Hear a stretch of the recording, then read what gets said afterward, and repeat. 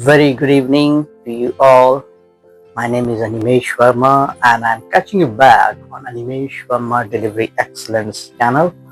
I hope you guys are doing very well. Folks, I just wanted to get in connected with you all on an extempore basis today because I have already spoken regarding a lot of deliverable aspects. I have yet to complete the entire STLC process, but before that, I wanted to have a bit of chat with you and to need to have a few feedbacks. I know there are a few things which I need to improve on, which I'm really trying to do it, and that will be a key areas because I'm also doing this for the first time on YouTube. YouTube had a lot of restrictions, though nowadays according to copyright and a lot of things are there, but still I do not want to make this a very fancy sort of activity. Rather than I wanted to make it interactive sessions with you all, because even during my training sessions which I have given to my candidates during my training days also, I mainly emphasized on the interactive sessions with the uh, candidates who joined those particular trainings. And I think interactive interactions really involve you and the entire the team to have a very healthy discussion. During those discussions, maybe some unwanted solutions which was or very I can't say it's unwanted, but sometimes it becomes those situations from where it become really difficult for you to come out of. But because you are discussing within the team, that might extract something that okay, oh, this kind could be the reasons and this could be the solution of that particular failure which has happened, and we can try to avoid failures in the later releases or for the other projects on the similar sort of activities. Now let me talk about today about the risk and analysis areas, because that area is little bit of uh, for me it was something very interesting, and I really had a great interest in that. And one of my strong points were, or you can say the skill set was in the risk management sector. So you can drop me any comments. I'll be very happy to reply back on any of the risk resolutions which you have as per the situations, because when experience happens, technology definitely is important, but you're handling the situations as per the different situations which happens during the execution. We know about the known risk at the initial phase, but we do not know about the unknown risk which does happen during the execution, right? So what about those unknown risks, right? So today I just want to discuss very important thing is when you discuss within the team and you have an interactive sessions, when you are having a business discussion with the client, or you are having a briefing regarding the entire aspects of the project with your project manager or a scrum master or with the client or the stakeholders, you should ask as much questions as possible. Don't worry that, see, definitely if you are a trained and skilled candidate, you will never ask any such silly questions which can really create a very big havoc within the team. I'm using this word because many times it happens, but it is not that you have made a crime that you are asking very simple or silly questions.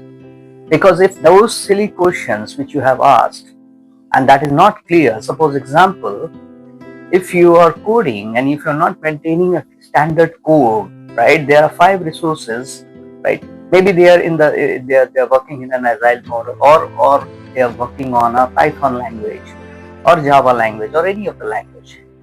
And if the standards are not maintained as per the industry standards for the coding purpose, right? 5 different developers are coding the same model in a different way, right? So it will be very difficult for you to have a backtrack. It will be very difficult for another resource if any backfills happens, right?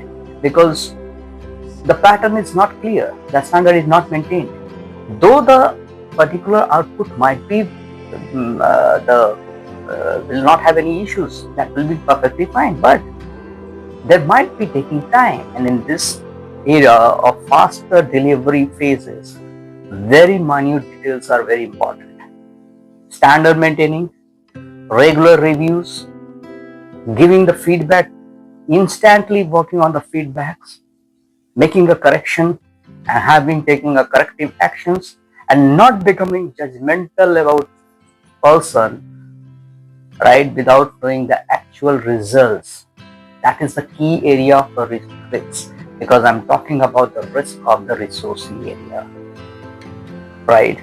That is very important, because if you're, I repeat this word very important many a times, because these are very important and very basic thing, because my motive of the entire channel is based on back to basics, right?